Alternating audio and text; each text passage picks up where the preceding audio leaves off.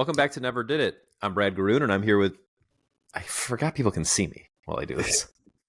Welcome back to Never Did It. I'm Brad Garoon, and I'm here with Jake Ziegler. On Never Did It, we look back at the last 100 years of movie history in an attempt to fill in some of our own movie blind spots. And today, we're looking at the year 1967, mostly. We're kind of looking at 1966, but things got weird in Italy. So here's how it goes. That's how it goes for us. We have our strange rules. So let's talk about the Italian film first. Jake, you recommended that I watch the Battle of Algiers, which actually came out in 1966, but came out in the United States in 1967, I presume. Yes. Yep. Why did you tell me to?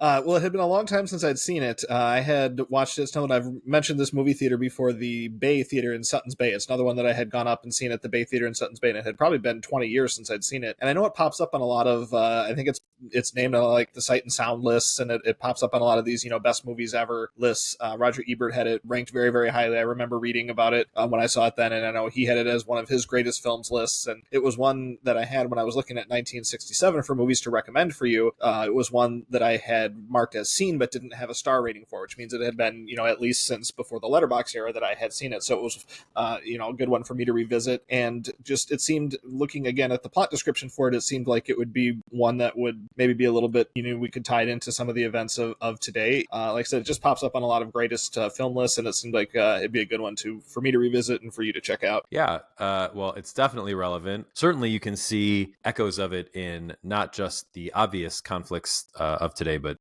really all of them. So what did you think of the Battle of Algiers? Why don't you tell people what it's about and what you thought of it when you got to see it with fresh eyes?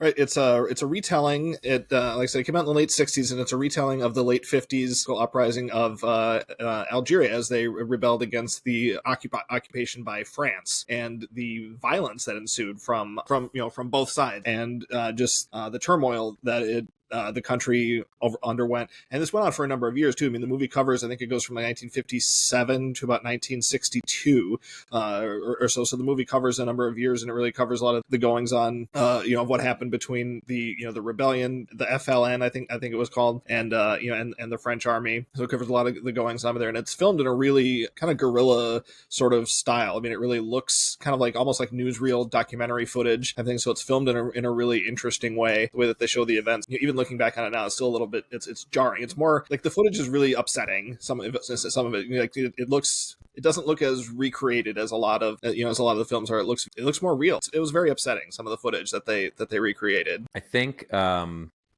I don't think that was obviously by design. It was directed by he's Italian, so what would it be? Gillo Pontecorvo. I'm for sure pronouncing that wrong. He certainly wanted it to look like newsreel footage or like archive footage from journalists in a war. He did a good job in that. It's funny. I felt really removed from it because of that.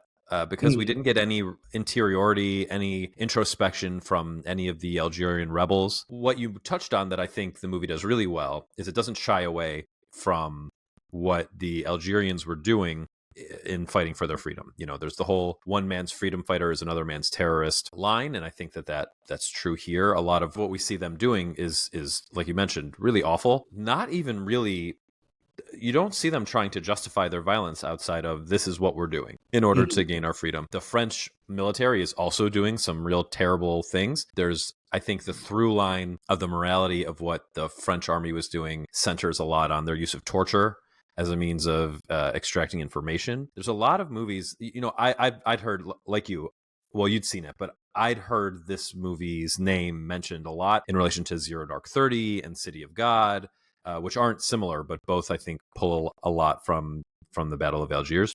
And I think that it's clear to see why, because the question of whether or not torture is a moral tool in the attempt to make society peaceful is a real question. I think you'd be hard pressed to find someone who thinks torture is moral. And this movie does a great job. It starts with the, right at the end of the torture of an Algerian, of an FLN soldier, for lack of a better word. He's a soldier. Yeah. He's just been tortured. He then immediately tries to commit suicide and is not allowed to, which leads to the location of the main character as much as there is a main character in the movie, by the French army, and then we flash back to his journey, the beginning of his journey. And then I guess my issues with the movie are that we really stray away from him for a long time. The movie focuses on different people doing incredible things. The way that some of these scenes are shot, or these little mini stories, these vignettes are shot, are great. Like the piece where the three Algerian women are tasked with setting bombs up in cafes. It's so tense. Really wonderful. Cool. We don't know them, so for me that takes a little bit away, or did take a little bit away, while I was fearing for my life while turbulence was going on in a transatlantic plane ride in my uncomfortable Iberian Air flight. I just kept finding myself thinking, who are these people? And why don't we know more about them? Why aren't we given the opportunity to sympathize with them more? And I decided that was by design too. That he really was focused on, this is a war. We don't know, when we read the news, we don't know about the people who are involved in these attacks. We don't know about the people who are involved in these government military crackdowns. But even at the end of the day, I did find myself feeling like I did know the French commander. And maybe it's because he was one of the only professional actors. So maybe he was just able to carry the weight of emotional expression more than the Algerian actors were. So those were my pros and cons. I think it's beautifully shot. I think they did a wonderful job of getting across what the plight of the locals were, and why they wanted their religious freedom in a way that they didn't have, but not so much who they were. That's where I came down on it. What do you think? Sure. Well, I'm glad you brought up the scene with the sequence. Really, it's more than a scene. It's really kind of a whole sequence with the baskets, because that comes up later in the movie. One of the press conferences where somebody is asking one of the FLN, what about these baskets, these bomb baskets that you're setting off in these public areas? That's hurting a lot of civilian people. It's hurting a lot of innocent people. And he says, okay, well, he says something like, we've got our little bombs and our little baskets, and they're dropping bombs on us from airplanes. We'll trade. How about we trade or something? He says, he compares something like that. It's like, well, we're doing this, but they're doing this thing that's 10 times worse. And it's like, okay, but does that make what you're doing any less bad? Like, you're still killing innocent people, and they make you try to kind of reconcile that in your mind. Like, is that is it because what you're doing less bad? It's still bad, and that's just that's something that they never really explain. Like I said, they don't try to explain that away or anything. I thought that was really interesting the way they brought that back in that scene, kind of later on. It's like an hour later, I think, that they bring that back. So you hear this all the time now, like in these battles between insurgents and militaries, or between formal militaries and guerrilla militaries or terrorist groups. What is the proportionality of the response between a terrorist attack, or in this case, depending on who you are, a so-called terrorist attack, and the military response? And that's what that was, right? He's saying the proportionality of French military might is so much greater than that of the Algerian rebels. But yeah, just like you said, what's really nice is they don't say he's right. They're not saying like what he's saying is moral. They're just saying, like he says, like you said, we'll trade. We'll use the planes and they can use baskets. But what would he use the planes for? Right? He doesn't say, I wouldn't attack civilians with the planes. Right. Which I thought was really nice. And then, of course, you go the other route, and in the next scene, he's dead. And we don't see him die, but he died by torture in a French prison. A lot of complicated ideas. I think if I had seen this growing up, I would have been really blown away by it. I think having seen it after City of God, it just feels less impressive. And so this is, you mentioned it's on Sight and Sound. In the 2022 Sight and Sound list, it's number 45. That's an incredible achievement. Like many things on the Sight and Sound list, I find maybe I'm not so in line with the British, but it's not just the British who vote on this thing. It's just a British list. Yes, everybody, yeah. And I did see this, at formative age. Like, I saw this again. I was probably I think I was in high school at the time I saw it. So I hadn't seen anything even remotely close to like this, at the time that I had seen it. And then when I watched it again, I had all those memories of it had come back. So it was it's a lot more, like you said, you don't get to know the characters as much, but it was one of the first movies I had seen that was much more concerned with ideas than characters, and that was at the time pretty new to me. Yeah, I guess that's just not what I'm so much interested in right now in terms of my movie watching, unless I'm watching a documentary. And even then, I think I texted you about this recently. There's the Lance Oppenheim documentary, Ren Fair, same guy who did Sperm World, and you saw the other one about the community in Florida. some kind of heaven or some Some kind kind of of heaven. wonderful, Yeah. whatever. No, Yeah, I yeah, don't think it's some kind of wonder. That's a song. some kind of heaven. Yeah, that was good.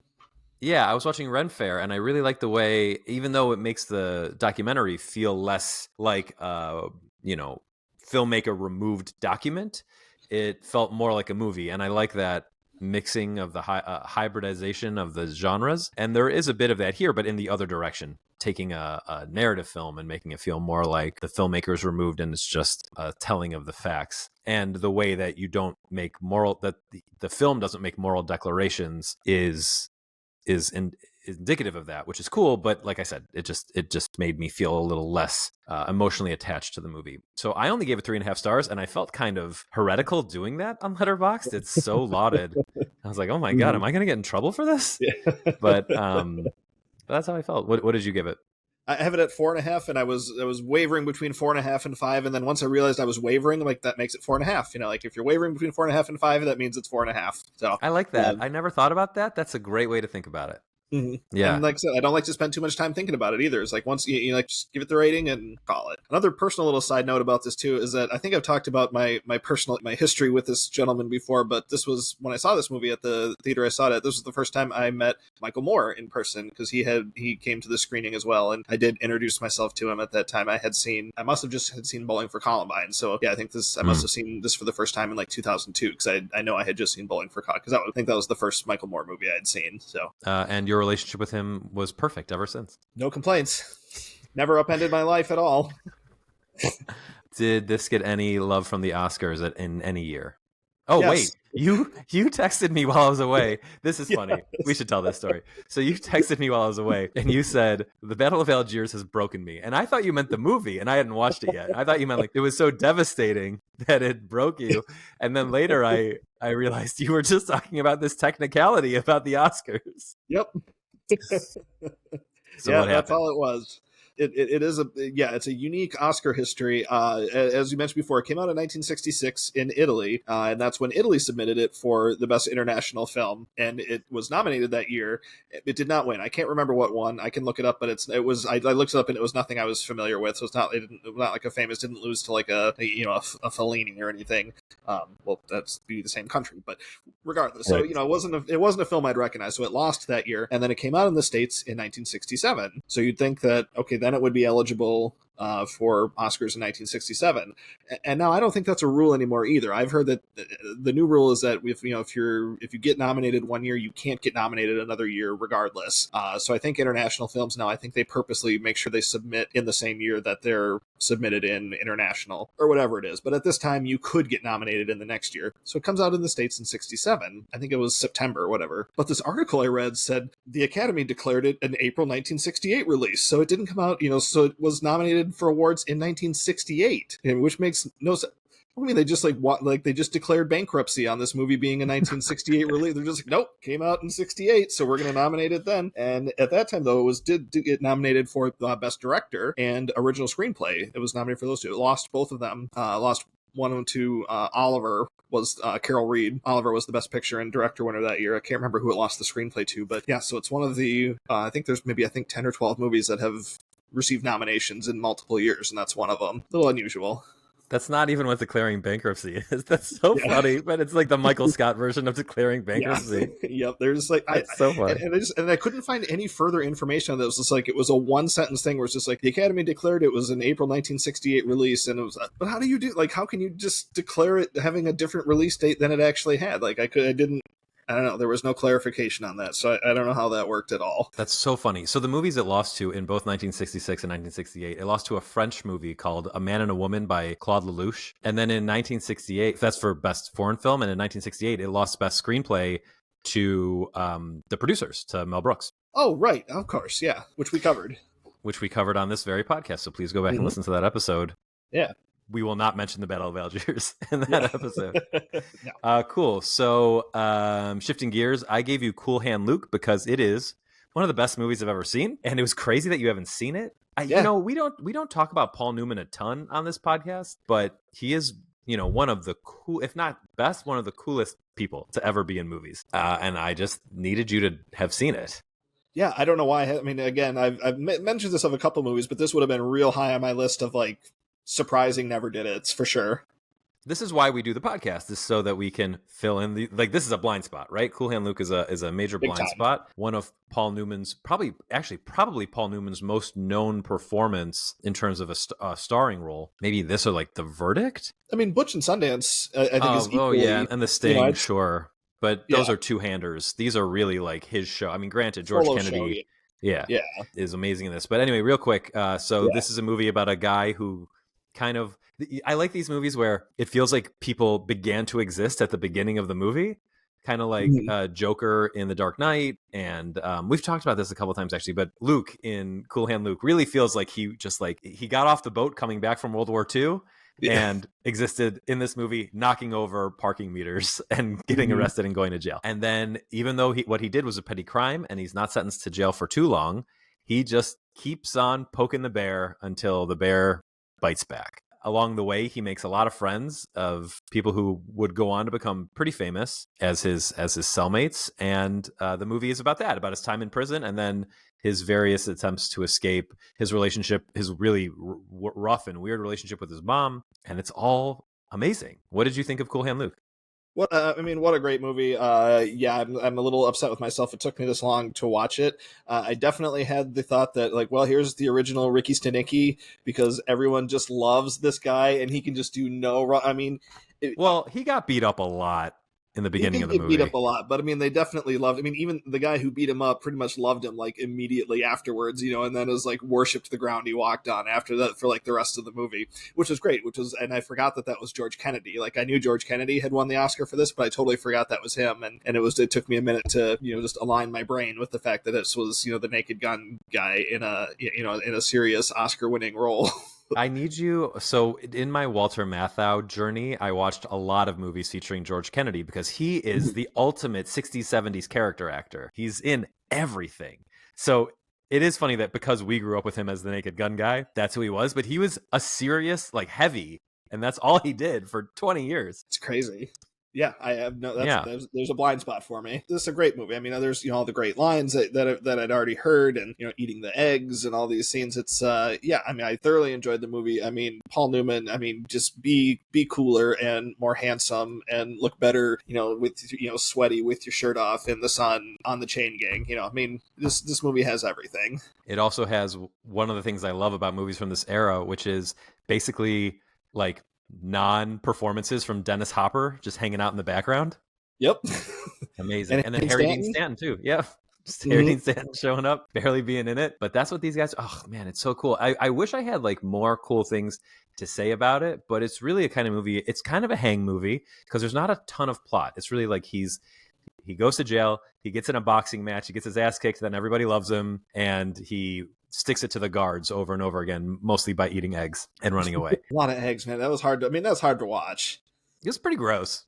I mean, I love like hard-boiled egg. Like I can eat a hard-boiled egg, and I love like deviled eggs and everything. But there's just a few. 50? Come on. You have to imagine that even if he didn't run away and the ending didn't happen how it happened, his cholesterol would have been such that he wasn't long for the world anyway. When they flick his stomach and it sounded like the watermelon.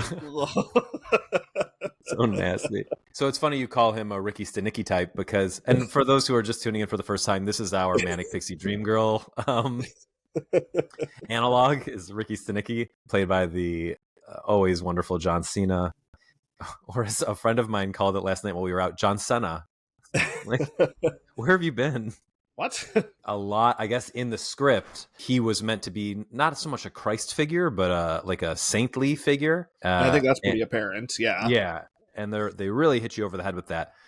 The reason it didn't bother me in this the way it bothered me in like Man of Steel, say, when Superman floats back to Earth, is Luke is flawed, right? Luke is not perfect. Even if Luke can do no wrong, he's a jerk. I mean, he doesn't seem so bright.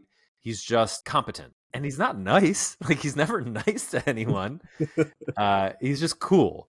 That's why that kind of stuff didn't bug me so much. And it made the ending where, the allegory, George Kennedy's character sort of is a Judas who, in this case, almost accidentally, because of his, need to be acknowledged, causes real. I don't. Can we spoil Cool Hand Luke? Can we just say this is the spoiler right here for the one Yeah, spoiler in the movie?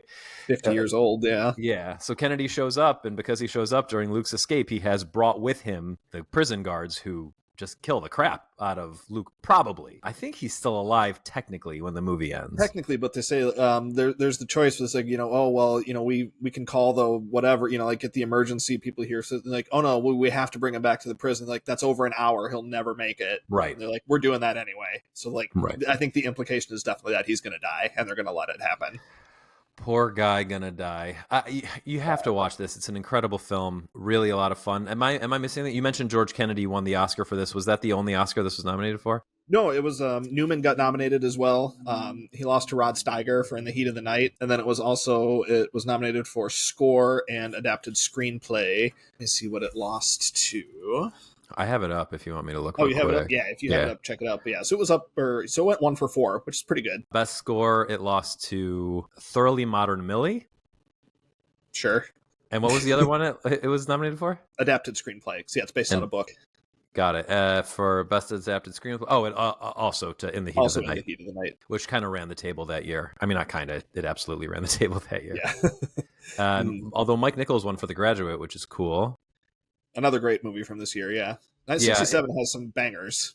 It's just kind of weird that Rod Steiger was nominated for In the Heat of the Night and not Sidney Poitier. And Sidney had already won one too, so it wasn't like they, hadn't broken that barrier. Yeah. So I always thought that was weird too. Very strange. I mean, Sidney Poitier is the lead actor in that movie. What? That's really weird. I think it was maybe a case of where Rod Steiger maybe hadn't been nominated yet or something, and they really just wanted to give him one. Maybe that's I mean, looks that way. That was a pretty wild Best Actor race too. So it would have been tough either way. Yeah, who was it? It was Steiger, Newman, and who else was Beatty Dustin Hoffman had to be that year? Yeah, Beatty for Bonnie and Clyde, Hoffman for The Graduate, and Spencer Tracy for Guess Who's Coming to Dinner. And Spencer Tracy had died, so yeah, a lot of times not a lot of times with Heath Ledger they gave it to him because he had died. And I think he would have won that year anyway. I don't know who he was up against. Hoffman, Phillips. Well, let me play this game. Let me see how I can remember. Philip Seymour Hoffman in Doubt. Yep. Robert Downey Jr. Tropic Thunder. So that was never going to happen. No. I mean, yes, you're correct. No, it was not going to happen. Right. Michael Shannon, Revolutionary Road, which also feels like a stretch. You're lucky to be here sort of nomination. But the other one was big. Yeah, what was the other? Gosh, and of course that's the one I'm forgetting. It was Josh Brolin in Milk. Oh, Josh Brolin in Milk. Yeah, I could have seen that one happening. And that was the year that Sean Penn beat Mickey Rourke. So, which he didn't. I mean, I like Milk, but come on, The Wrestler is. Yeah, I mean, Milk is great, and I think Sean Penn was great in it. But also, Sean Penn had just won one besides. So. Yeah, what's going on there? Like there's 5 years, just within the last 5 years, because he won it for Mystic River. And then Mickey Rourke's career fell off the rails again. I mean, he did the terrible Iron Man 2, a movie in which he had no legs, and then he did Lieutenant nothing. Dan. He went full Lieutenant Dan.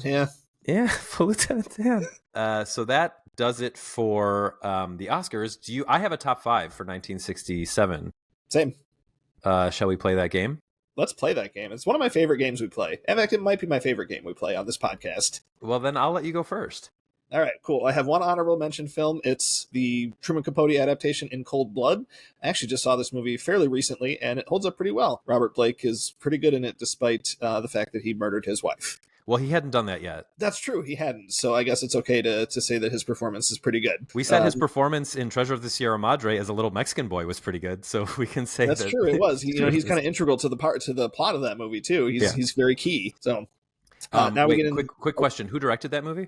Richard Brooks. Oh, I don't know who that is. Proper now. Number 5 is The Jungle Book, a Disney movie, which I still think is very, very good. Number 4 is one we just talked about at quite length, is the Battle of Algiers. And knowing that I had this at 4.5 stars and think very highly of it means it's a pretty, 1967 is a pretty good year. Number 3 is another one we just talked about at great length. That's Cool Hand Luke. My number 2 is another one we just mentioned briefly, but I think it's just a great, great movie. One I saw at a great time when I was formulating a lot of opinions on movies, is The Graduate. And then my number 1 movie of 1967 is one that I've seen just a bunch of times and I think is amazing. I love Bonnie and Clyde. Okay, great. So we have quite a bit of crossover, as you would expect, but not all My one honorable mention is The Jungle Book. I think it's pretty solid. I think it kind of falls off near the end, but the voice cast for it is really wild. Sebastian Cabot as Bagheera is just so funny. I look at my cat a lot and want to call him Bagheera because of Cabot's voice performance.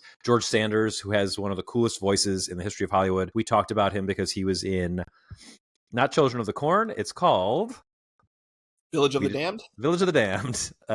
He was great in that.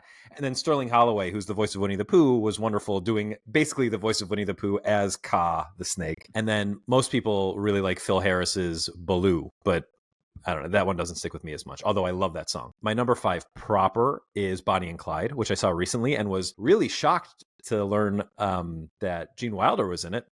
Mm-hmm. Gene Wilder had another, so I'll play your game and not mention the producers in my list because technically came out in 68 Yep. it premiered in 67 but had a real release in 68. My number 4 is A Guide for the Married Man, which I've talked about before. It was directed by Gene Kelly. It's a farce comedy sort of almost like a clip show, but it stars Walter Matthau as a guy who wants to cheat on his wife and is learning how to do it. Lucille Ball's in this, Art Carney's in this. A lot of people show up in vignettes. It's a lot of fun. And it's just really funny that Gene Kelly directed it. It's not a musical.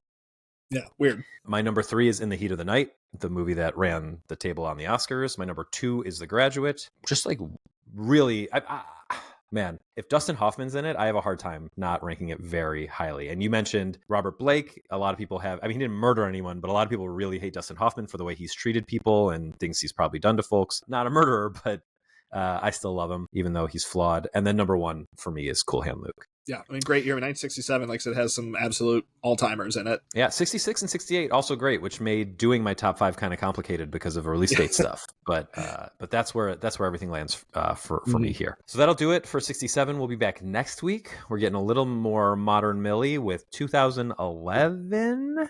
True or false? True. Great.